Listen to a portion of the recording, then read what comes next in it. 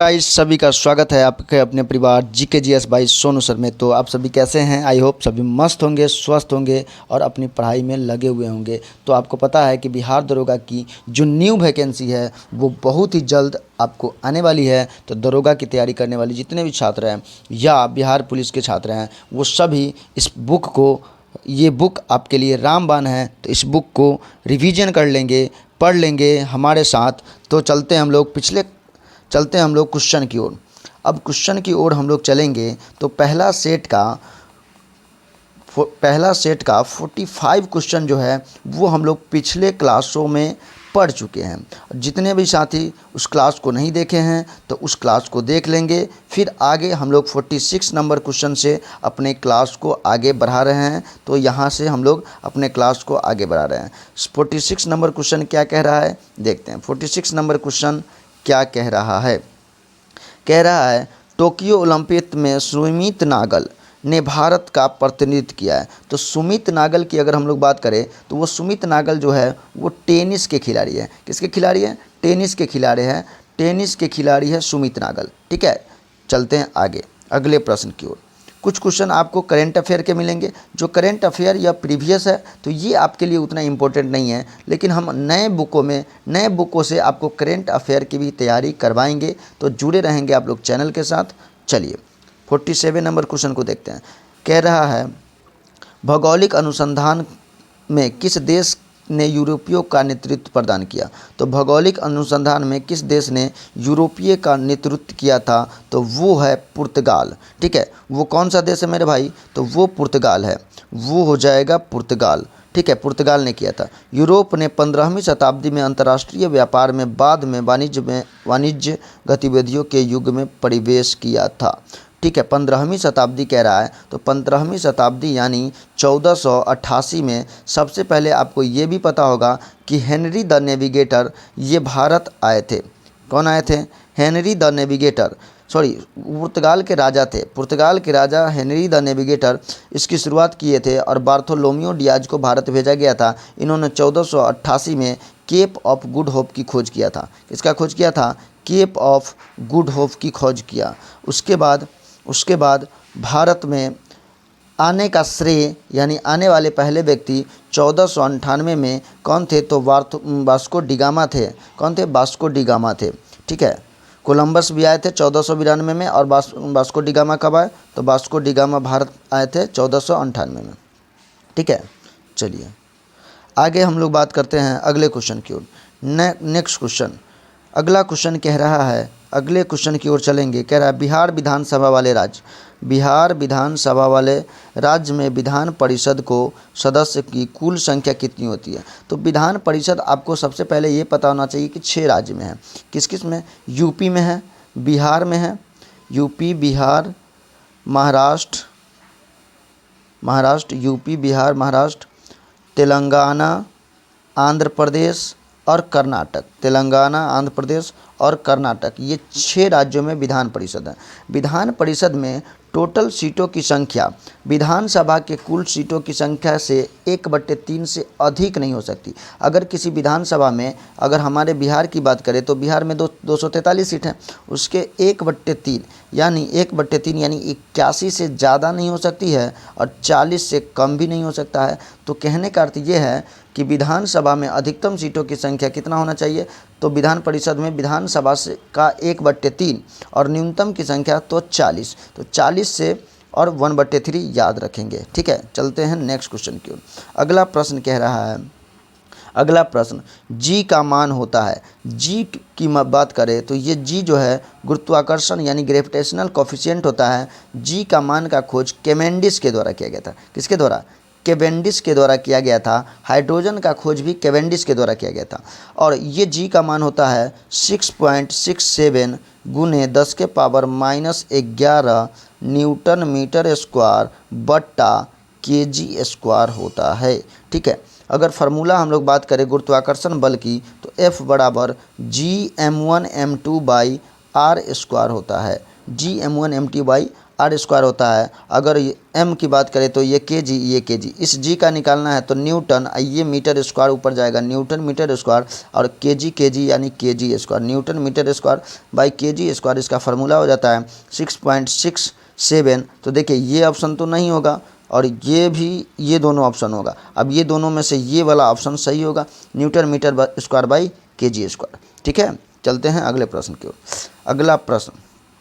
अगला प्रश्न डेमोस शब्द का तात्पर्य है। 50 नंबर क्वेश्चन कह रहा है डेमोस शब्द का तात्पर्य। तो डेमोस शब्द का तात्पर्य होता है डेमोक्रेटिक से बना हुआ है, ये जनता होता है। ठीक है, लोकतंत्र शब्द में अंग्रेजी शब्द डेमोक्रेसी का हिंदी रूपांतरण है। डेमोक्रेसी दो यूनानी शब्द से बना हुआ है, डेमोस और क्रेटिया। डेमोस का अर्थ होता है जनता और क्रेटिया का अर्थ होता है शासन, यानी जनता का शासन ही क्या कहलाता है, तो लोकतंत्र कहलाता है। ठीक है, चलते हैं नेक्स्ट क्वेश्चन की ओर। अगला प्रश्न आपको मिल रहा है 51 नंबर।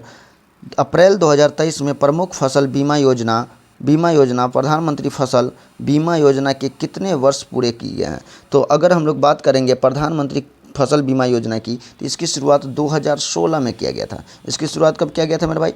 2016 में प्रधानमंत्री फसल बीमा योजना की शुरुआत की गई थी। ठीक है, और यह 2023 है, तो 16 से 23 यानी कितने वर्ष पूरे हो जाएंगे, तो 7 वर्ष पूरे हो जाएंगे। कितने वर्ष पूरे हो जाएंगे मेरे भाई? 7 वर्ष। 2016 में ही उज्ज्वला योजना आया था, लेकिन वही बात करेंगे हम लोग 2019 में प्रधानमंत्री के द्वारा 6-6 हज़ार रुपये की राशि दी जा रही है किसानों को। भारतीय किसानों को 2,000 रुपये 4 महीनों में मिलता है, 500 का महीना।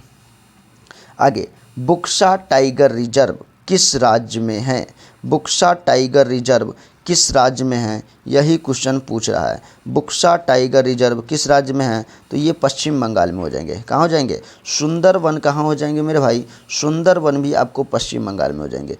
ठीक है, उसके बाद सुंदरवन आपको कहाँ हो जाएंगे, तो पश्चिम बंगाल में। बुक्सा आपको पश्चिम बंगाल में मिलेंगे। ठीक है, चलते हैं अगले प्रश्न की ओर। संविधान का अनुच्छेद 25 संबंधित है। तो संविधान का अनुच्छेद 25 किससे संबंधित होगा? अगर समानता की बात करें तो 14 से 18 तक हमारा संविधान हमें समानता का अधिकार देता है।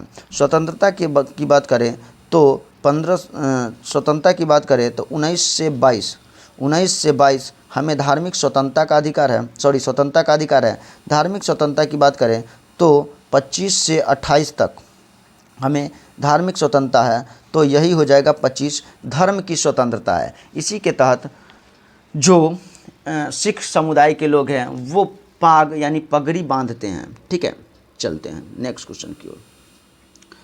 नामीब मरुस्थल किस राज्य कहाँ स्थित है? नामीब, तो नामीब मरुस्थल वो अफ्रीका के नामीबिया देश में है। किस देश में है? नामीब मरुस्थल नामीबिया देश में है। वही आपको कहे टकला मकान, कौन सा मरुस्थल पूछा जाएगा? टकला मकान। तो टकला मकान आपको चीन में है, हाँ ठीक है। उसके बाद थार मरुस्थल आपको कहाँ मिलेगा? तो भारत और पाकिस्तान में। दुनिया का सबसे बड़ा मरुस्थल है, दुनिया का सबसे बड़ा मरुस्थल सहारा मरुस्थल। दुनिया का सबसे बड़ा मरुस्थल सहारा मरुस्थल जो 11 देशों में है, ये भी अफ्रीका महादेश में ही है।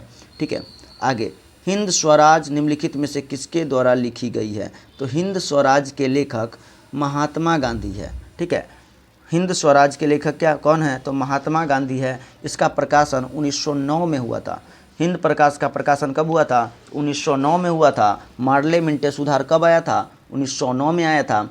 उसके बाद यंग इंडिया भी किनका है? तो यंग इंडिया भी आपको किनका हो जाएगा? तो महात्मा गांधी। लेकिन वहीं आपसे पूछा जाए न्यू इंडिया, कौन सा पुस्तक पूछा जाएगा?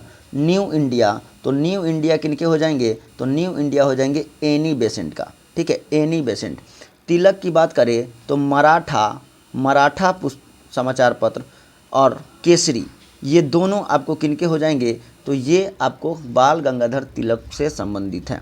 ठीक है, चलते हैं नेक्स्ट क्वेश्चन की ओर। अगले प्रश्न की ओर चलते हैं। अगला प्रश्न कर रहा है भारत में केंद्रीय सतर्कता आयुक्त CVC, भारत में केंद्रीय सतर्कता आयुक्त कौन है? तो भारत में केंद्रीय सतर्कता आयुक्त की बात करें तो PK श्रीवास्तव है। कौन है मेरे भाई?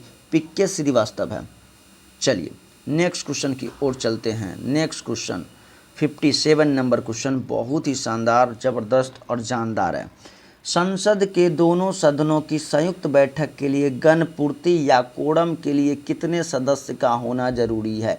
संसद की चर्चा संविधान के अनुच्छेद 79 में है। संसद के दो सदन हैं, एक राज्यसभा को उच्च सदन कहते हैं, बुजुर्गों का सदन कहते हैं, शिक्षितों का सदन कहते हैं। दूसरा है लोकसभा और लोकसभा की चर्चा संविधान के अनुच्छेद 81 में है, जिसे लोकप्रिय सदन कहा जाता है। इसी के बहुमत दल के नेता को प्रधानमंत्री के लिए चुना जाता है।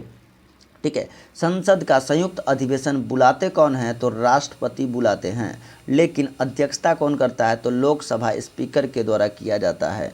स्पीकर महोदय, संसद में जब वोटिंग बराबर हो जाती है तो उसमें मत देने का अधिकार स्पीकर महोदय को होता है।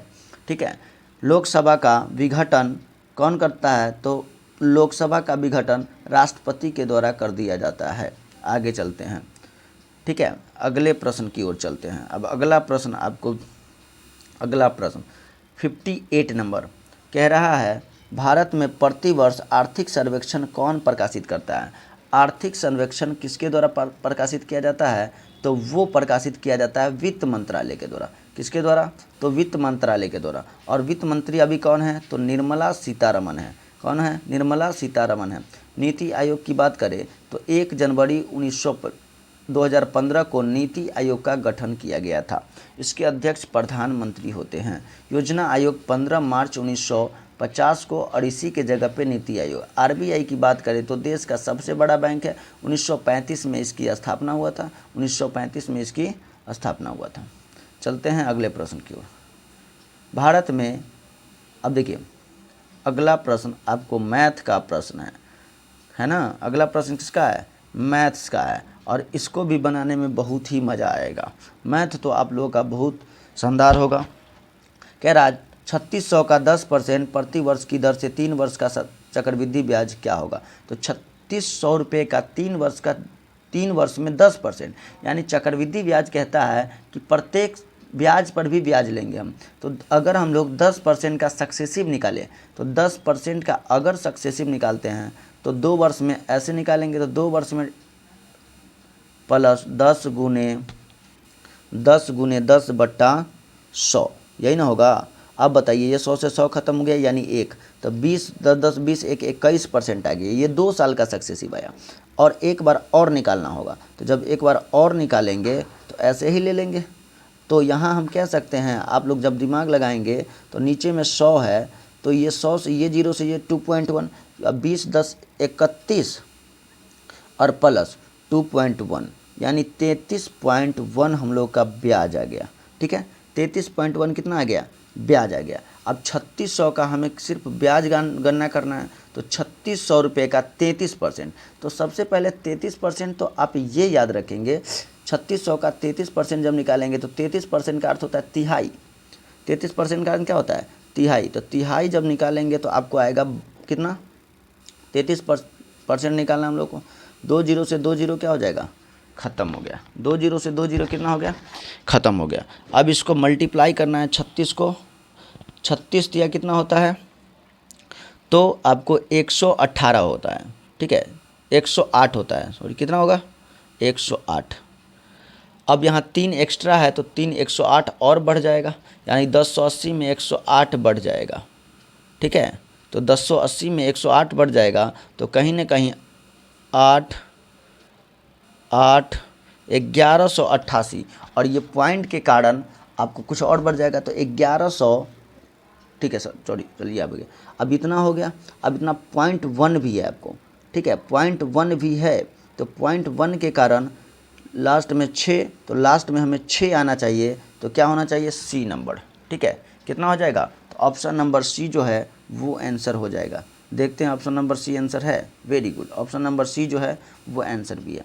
अगला प्रश्न, अब आगे चलते हैं। संसाधन जो वर्षों के उपभोग से समाप्त हो जाते हैं, वैसा संसाधन जो उपभोग करने से, उसका यूज करने से ख़त्म हो जाएगा, उसे कहा जाता है उसे क्या कहा जाता है? अनवीकरणीय। ठीक है, उसे क्या कहा जाता है? अनवीकरणीय संसाधन कहा जाता है। जैसे जल ऊर्जा, पवन ऊर्जा, भूतापीय ऊर्जा, जिन संसाधनों का एक बार उपयोग करने के बाद पुनः उपयोग में नहीं बदला जा सकता है, उसे अनवीकरणीय कहा जाता है। ठीक है, अनवीकरणीय, जिसको दोबारा यूज नहीं कर सकते हैं। ठीक है, तो यहाँ पे कह रहा है उपभोग से समाप्त हो जाएगा, तो समाप्त कौन हो जाएगा? तो अनवीकरणीय समाप्त हो जाएंगे। क्या सही है ना? अनवीकरणीय क्या हो जाएंगे? समाप्त हो जाएंगे। अब आगे चलते हैं अगले प्रश्न की ओर। जीवों में परिरक्षित अवशेष कहलाते हैं। परिरक्षित अवशेष क्या कहलाते हैं? तो वो जीवाश्म कहलाते हैं।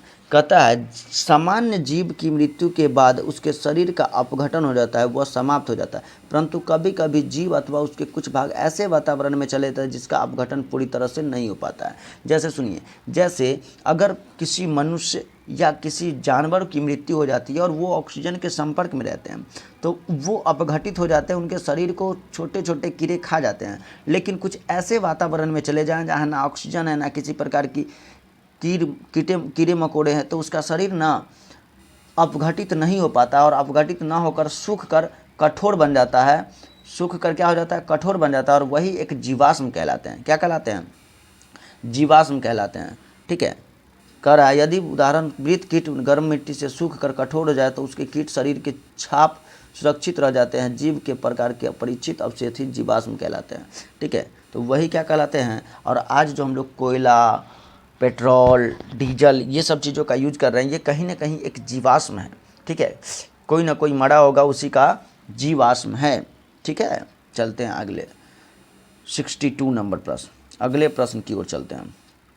अब अगला प्रश्न क्या कहता है? अगला प्रश्न कह रहा है बाबू जगजीवन राम छात्रावास योजना का संबंध किससे है? तो जगजीवन राम जो थे वो राम थे। क्या थे? राम थे। तो उन्होंने एससी के लिए, शेड्यूल कास्ट के लिए, अनुसूचित जाति के लिए वो क्या चलाए थे? तो छात्रावास का निर्माण करवाए थे। ठीक है, एससी के लिए। यह योजना लड़कियों के लिए 1961 से 66 से चल रही है। इसे 1989-90 में लड़कों के लिए शुरू किया गया था तथा 2008-18 से इसे संशोधित किया गया है। ठीक है, आगे। और बाबू जगजीवन राम जो थे पहले देश के पहले श्रम मंत्री भी थे। ठीक है, श्रम मंत्री भी थे। आगे अगला प्रश्न की ओर चले, नेक्स्ट क्वेश्चन की ओर चले। तो अगला प्रश्न कह रहा है कि कौन सी भारतीय कंपनी बहुराष्ट्रीय निगम नहीं है? बहुराष्ट्रीय का अर्थ हुआ जो बहुत सारे देशों में नहीं है। तो अगर हम लोग बात करें टाटा मोटर्स की, तो बहुत सारे देशों में है। एशियन पेंट भी बहुत सारे देशों में है। रैनबैक्सी भी है। लेकिन बीएसएनएल ये भारतीय कंपनी है, सिर्फ इसका भारत में ही है। ठीक है, तो भारत में बीएसएनएल हो जाएगा। ठीक है, बीएसएनएल।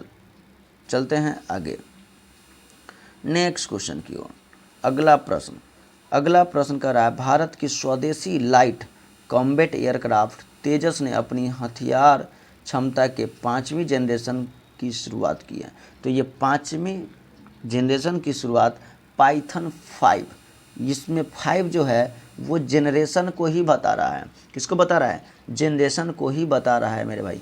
आगे, बिहार के कौन से राज्यपाल भारत के राष्ट्रपति बने हैं? तो बिहार के कौन से राज्यपाल थे जो भारत के राष्ट्रपति बने थे? तो रामनाथ कोविंद। इन्होंने 2017 में, ठीक है, 2017 में राष्ट्रपति के चुनाव जीत गए। 2015 से 17 तक ये बिहार के राज्यपाल रहे थे। ठीक है, 2015 से 17 तक।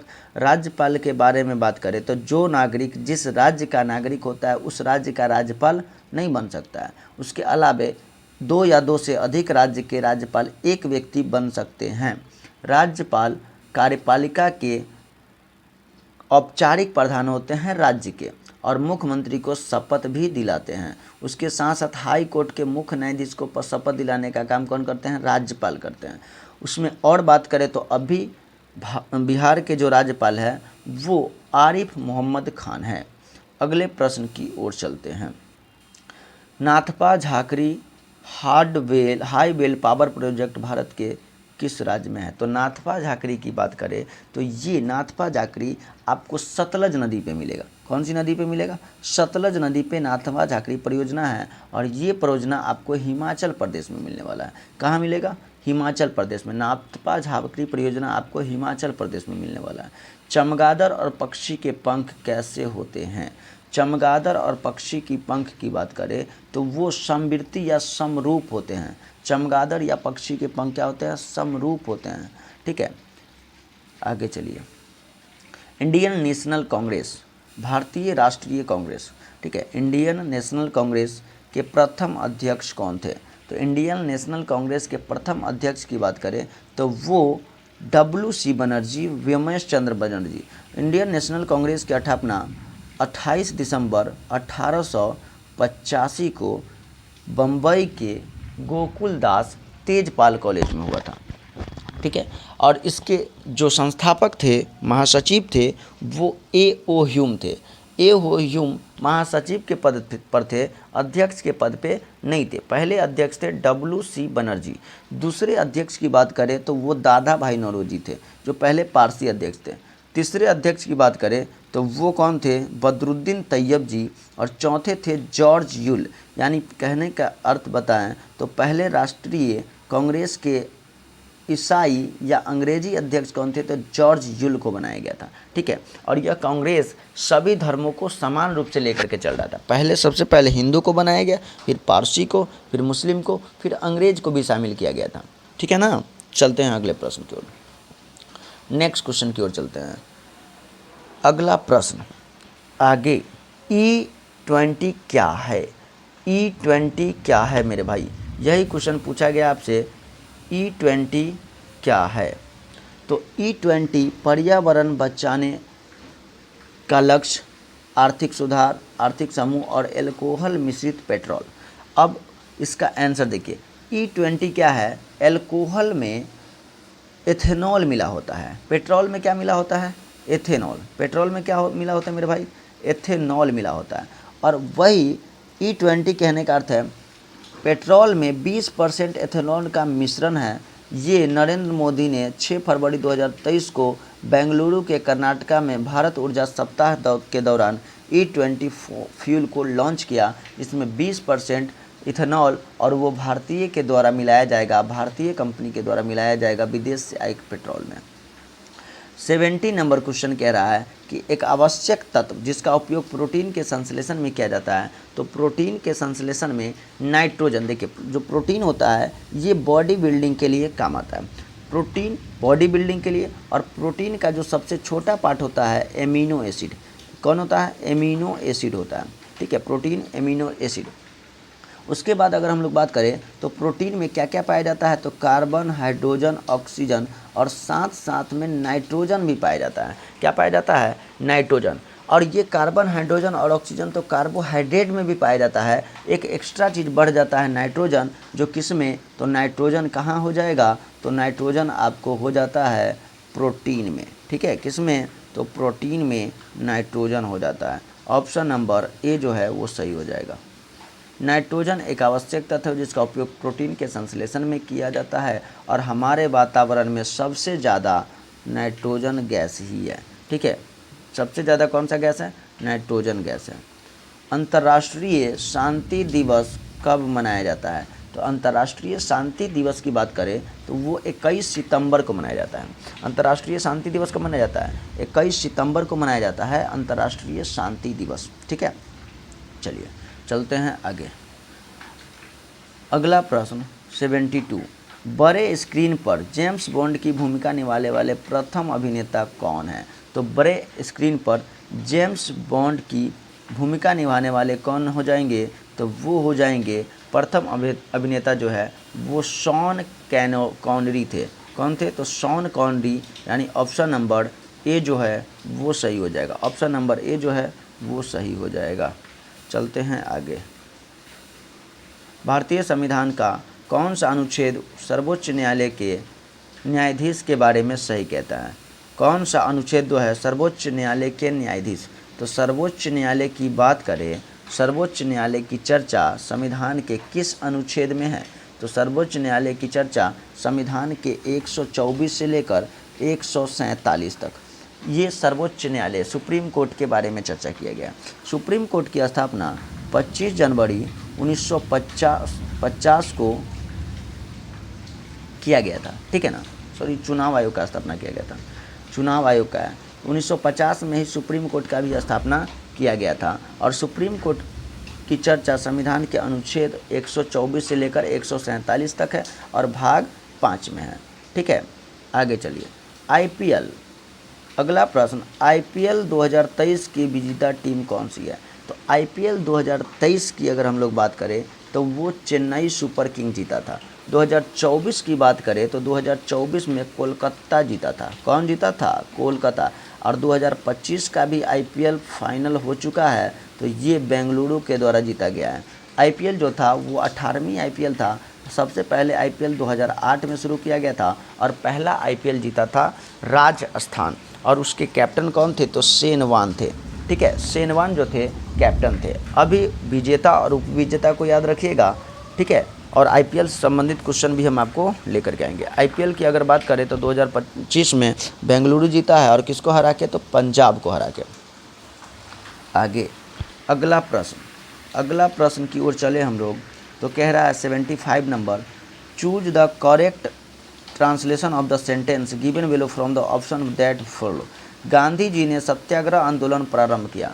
गांधी जी ने सत्याग्रह आंदोलन प्रारंभ किया कब? तो ऑप्शन नंबर बी कहता है Gandhi ji started the Satyagraha movement. ठीक है, इसका इंग्लिश यहाँ देखिए, बिगन है, स्टार्टेड है, तो यहाँ पे आंसर क्या हो जाना चाहिए आपको? स्टार्टेड द सत्याग्रह आंदोलन। गांधी जी स्टार्टेड द सत्याग्रह आंदोलन या मूवमेंट। आगे, भारतीय राष्ट्रीय कांग्रेस भारत के क्या कह रहा है देखते हैं। कह रहा है भारत के राष्ट्रीय प्रतिदर्श सर्वेक्षण संगठन का उत्तरदायित्व है। तो इसका क्या उत्तरदायित्व है? जनगणना कराना, विभिन्न क्षेत्रों को अखिल भारतीय स्तर पर बड़े पैमाने में पशु गणना करना और अंतर्राज्यीय व्यापार के आंकड़ों को प्रदर्शित करना। क्या हो जाएगा इसका आंसर? इसका आंसर होगा बी नंबर। इसका आंसर बी नंबर हो जाएगा। एनएसएसओ का ये बड़े स्तर पर बड़े पैमाने पे सर्वेक्षण करता है। क्या करता है? बड़े पैमाने पे सर्वेक्षण का काम करता है।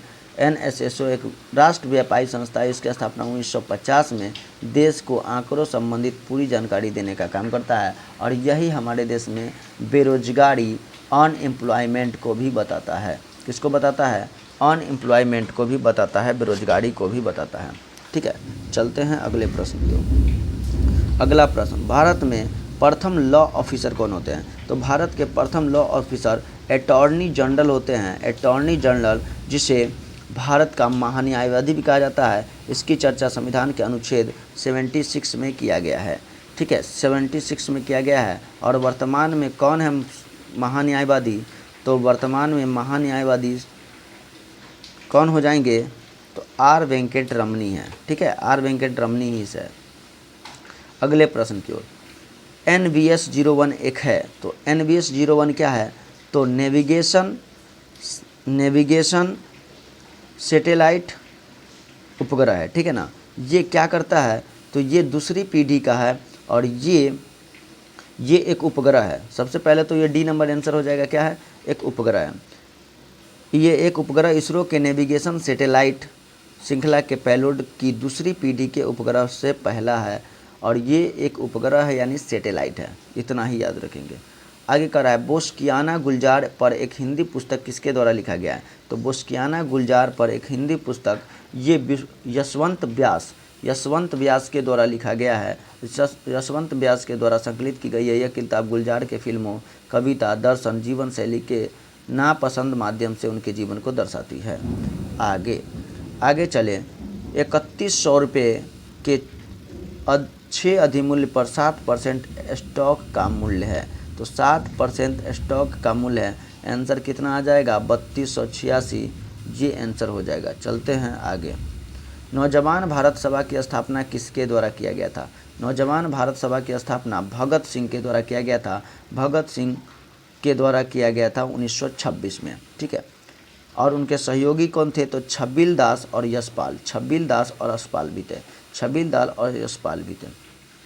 अगला प्रश्न कह रहा है, fill in the correct form of verb. Verb भरना यहाँ पे ही सक्सीडेड यानी V2 है, वह सक्सेस हो गया बिकॉज ही वर्क हार्ड, या क्या होगा? तो यहाँ पे अगर हम लोग बात करें तो यहाँ पे आपको V2 है तो हैज बीन तो होगा नहीं, इज वर्किंग कंटिन्यू में जाएगा नहीं, वर्क्स तो होगा नहीं, वर्कड हो जाएगा।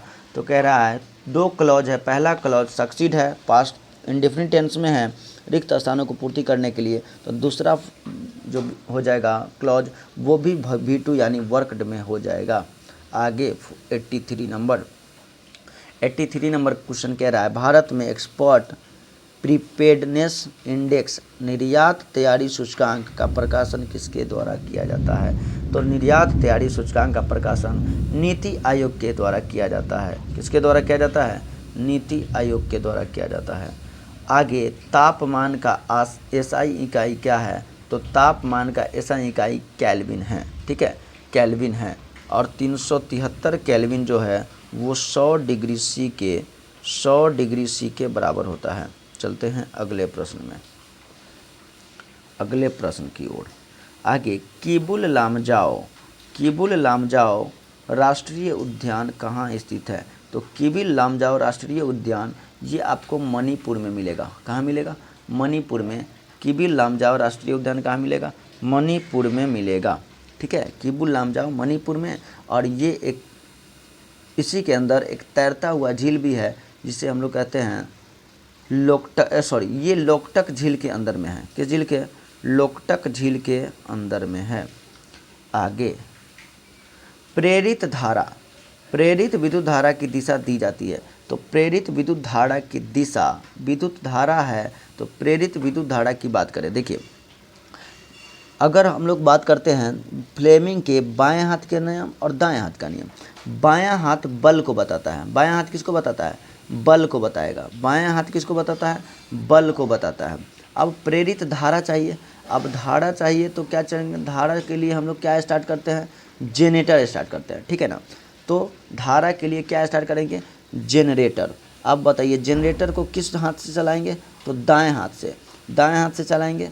अब दाएं हाथ से जनरेटर, तो फ्लेमिंग का दाएं हाथ का नियम जनरेटर को बताता है। ठीक है, उसके बाद जनरेटर में चुंबकीय क्षेत्र होगा, उसके बाद बल होगा, तो निकलेगा क्या? प्रेरित धारा। बल लगाएंगे तो क्या निकलेगा? प्रेरित धारा, विद्युत धारा। तो विद्युत धारा फ्लेमिंग के दाएं हाथ के नियम से संबंधित है। याद रखेंगे, यहाँ पे हम उतने अच्छे से समझा नहीं पाएंगे, लेकिन आगे हम कोशिश करेंगे आपको समझाने का। आगे का प्रश्न है भारत में मनरेगा कार्यक्रम। अगला प्रश्न क्या है? तो कह रहा भारत में मनरेगा कार्यक्रम कब लागू किया गया था? तो भारत में मनरेगा जो था, मनरेगा कार्यक्रम 2006 से लागू हुआ, लेकिन उसे नरेगा जो था वो 2006 से लागू हुआ और उसका नाम मनरेगा किया गया था 2009 में। मनरेगा कब किया गया था? तो यहाँ 2009 तो है नहीं, तो हम नरेगा को ही मान के चलेंगे। और ये सबसे पहले इसकी शुरुआत आंध्र प्रदेश राज्य के वंदापल्ली के अनंतपुर गांव से हुआ था और 2 अक्टूबर 2009 को इसका नाम बदल के मनरेगा कर दिया गया। ठीक है, गांधी जी के जन्मदिन। इसमें ग्रामीण क्षेत्रों में लोगों को 100 दिनों की रोजगार दिया जाता है। ठीक है, चलते हैं अगले प्रश्न की ओर। अगला प्रश्न 88 नंबर आपको अंग्रेजी का प्रश्न है, देखेंगे। कह रहा है choose the correct option. Everyone calls him a pacemaker change into passive voice. A pacemaker he is called. A pacemaker he is called. तो देखिए, पैसिव में चेंज करना है तो पहले तो पेस मेकर आएगा। ठीक है, एवरीवन कॉल्स हिम। ठीक है, एवरीवन कॉल्स हिम हो जाएगा। अब कह रहा है a pacemaker, everyone calls him a pacemaker. तो सबसे पहले क्या आना चाहिए? तो आपको हिम है तो ये ऑब्जेक्ट सब्जेक्ट के रूप में बदलेगा ही। ठीक है, क्या बदल जाएगा? ही। उसके बाद देखिए, अगर हम लोग पूरे सेंटेंस को देखें तो ये सेंटेंस प्रेजेंट में है और कॉल्स यानी भी तो हो जाएगा इज। अब हमको चेंज करना है पैसिव में, तो बी प्लस वर्ब थ्री लगाएंगे। तो जब वर्ब थ्री लगाएंगे तो हो जाएगा कॉल्ड, ही इज कॉल्ड। अब बाद में जब ऑब्जेक्ट लगाएंगे तो ए पेस मेकर, तो a pacemaker, he is called a pacemaker. Option number C is right हो जाएगा। ठीक है, सी इज जो हो जाएगा वो राइट हो जाएगा। चलते हैं अगले प्रश्न की ओर। अगला प्रश्न, आँखों और उसके रोगों से संबंधित चिकित्सा शास्त्र की संख्या को क्या कहा जाता है? तो आँखों से संबंधित और उसके चिकित्सा शास्त्र को कहा जाता है ऑप्थेल्मोलॉजी, ऑप्थेल्मोलॉजी, ठीक है, ऑप्थेल्मोलॉजी कहा जाता है। आगे, कौन सी विशेषता खनिज पदार्थों में नहीं पाई जाती है? कौन सी विशेषता जो है वो खनिज पदार्थों में नहीं पाई जाती है?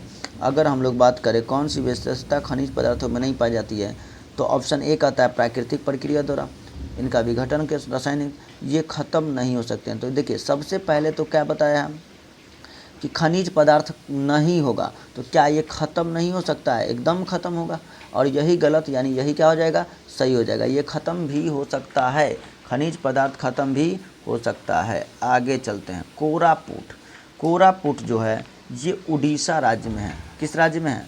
कोरापुट उड़ीसा राज्य में है, और बिहार पुलिस में 30 जुलाई को ये क्वेश्चन पूछा गया है।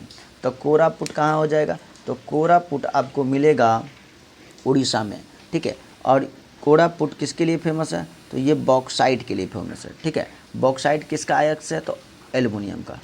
औरंगजेब की मृत्यु कब हुई थी? औरंगजेब की मृत्यु 1707 में हुआ था। औरंगजेब सबसे निर्दयी बादशाह था। उन्होंने 1658 से लेके 1707 तक मुग़ल गद्दी पर रहा था। ये शाहजहाँ का पुत्र था, और इन्होंने इसको जिंदा पीर भी कहा जाता है। क्या कहा जाता है? जिंदा पीर भी कहा जाता है। चलिए इसका कुछ डिस्कशन देखते हैं। 1707 में इनकी मृत्यु हुई थी। 3 मार्च 1707 को प्रातःकाल नमाज संपन्न करने के बाद अहमदनगर में औरंगजेब की मृत्यु हो गई। उसके शव को दौलताबाद, खुलदाबाद नामक स्थान पर ले गया गया, ठीक है। यहाँ जहाँ सूफी संत शेख बुरहानुद्दीन के मकबरे का 4 दीवारी के अंदर उसे दफना दिया गया। 1618 में उज्जैन के निकट दोहाद नामक स्थान पर मुमताज महल के गर्भ में हुआ था। उसका जन्म कहाँ हुआ था? तो 1618 के उज्जैन के निकट दोहद नामक स्थान पर। किस मूल्य में सरकार फसलों को समर्थन में कौन से मूल्य की घोषणा करता है? तो समर्थन मूल्य, न्यूनतम समर्थन मूल्य यानी MSP, ठीक है, मिनिमम सपोर्टेज प्राइस के बारे में बात करता है। चलते हैं अगला प्रश्न 94 नंबर। जल के अणुओं की अर्धपरागम्य झिल्ली द्वारा गति क्या कहलाती है? तो जल के अणुओं की अर्धपरागम्य झिल्ली को प्रासरण कहते हैं। क्या कहते हैं? प्रासरण कहा जाता है, ओस्मोसिस कहा जाता है। यह प्रक्रिया जल विलायक अर्धपरागम्य झिल्ली अधिक सांद्रता वाले क्षेत्र से जल की कम सांद्रता वाले क्षेत्र की ओर गमन करता है, ठीक है। आगे, और प्रासरण का एग्जाम्पल क्या क्या हो जाएगा? तो प्रासरण का एग्जाम्पल के द्वारा ही हम जब सेंट को मारते हैं तो सेंट चारों ओर बिखर जाता है और उसका स्मेल फैलता चला जाता है। आगे, अति सुधो स्नेह को मारग, जहाँ नेक सयानप बाकी नहीं। ये पंक्ति में रेखांकित शब्द का अर्थ क्या है? तो इस पंक्ति में रेखांकित शब्द का अर्थ है तनिक भी चतुराई। क्या हो जाएगा? तनिक भी चतुराई। अति सुधो स्नेह को मारग। नेको श्यापन, तो नेको श्यापन नहीं बनो ज़्यादा चतुर, यानी तनिक भी चतुराई को बता रहा है, ठीक है। अगला प्रश्न, अब अगला प्रश्न आपको 96 नंबर क्वेश्चन क्या कहता है देखते हैं। चूज करेक्ट ऑप्शन, ठीक है। कर रहा है dot dot dot they left early they would have reached by now. यह प्रश्न कह रहा है, इसमें आप कोई ऑप्शन को फिल करिए, जैसे हैव, हैड, मस्ट, वुड। अब बताइए, यहाँ पे लेफ्ट अर्ली वुड है, तो वुड V2 में आता है, तो कभी भी हैव का प्रयोग नहीं होगा, ठीक है। मस्ट का भी प्रयोग नहीं होगा। अब वुड रिपीट हो रहा है, तो यहाँ पे हैड का प्रयोग होगा, ठीक है। क्या हो जाएगा? हैड। आगे, कोइलवर पुल स्थित है, तो कोइलवर पुल आपको सोन नदी पर स्थित है। किस नदी पे? सोन नदी पे। और ये सोन नदी अमरकंटक की पहाड़ी से निकलती है। कहाँ से निकलती है? अमरकंटक की पहाड़ी से कौन सी नदी निकलती है? तो सोन नदी निकलती है, ठीक है। चलते हैं आगे। IPL 2023 में रॉयल चैलेंजर बेंगलोर के कप्तान कौन थे? तो रॉयल चैलेंजर बेंगलोर के कप्तान मेरे भाई फाफ डुप्लेसिस थे, ठीक है, फाफ डुप्लेसिस। और 2025 का IPL का खिताब इन्होंने ही जीता है। आगे, अंतर्राष्ट्रीय जैव विविधता दिवस 2023 की थीम क्या है? तो अंतर्राष्ट्रीय जैव विविधता की बात करें तो 22 मई को जैव विविधता दिवस के रूप में हम लोग मनाते हैं। इसकी थीम की बात करें तो इसका थीम है from agreement to action build by back biodiversity. From agreement to action build back biodiversity, ये इसका आंसर हो जाएगा। ठीक है, चलते हैं अगले प्रश्न की ओर। गौतम बुद्ध ने धर्म चक्र प्रवर्तन कहाँ से प्रारंभ किया था? तो गौतम बुद्ध ने धर्म चक्र प्रवर्तन की बात करें तो ये सारनाथ, ठीक है, कहाँ से प्राप्त किया था? तो सारनाथ से प्राप्त किया था धर्म चक्र प्रवर्तन। ठीक है, धर्म चक्र प्रवर्तन सारनाथ, जिसे पहला उपदेश भी कहा गया। इसे क्या कहा गया? पहला उपदेश भी कहा गया। तो अब हम लोग 100 क्वेश्चन को देख चुके हैं। आप लोग को प्लेलिस्ट बन रहा है, तो प्लेलिस्ट के हिसाब से आप लोग देख लेंगे और हमारा सपोर्ट करेंगे जितना से जितना हो सके। आप लोग शेयर भी कर देंगे, जिससे हमारा मनोबल बना रहेगा और हम आप लोगों के लिए ऐसे ही कार्य करते रहेंगे। थैंक यू सभी को, धन्यवाद।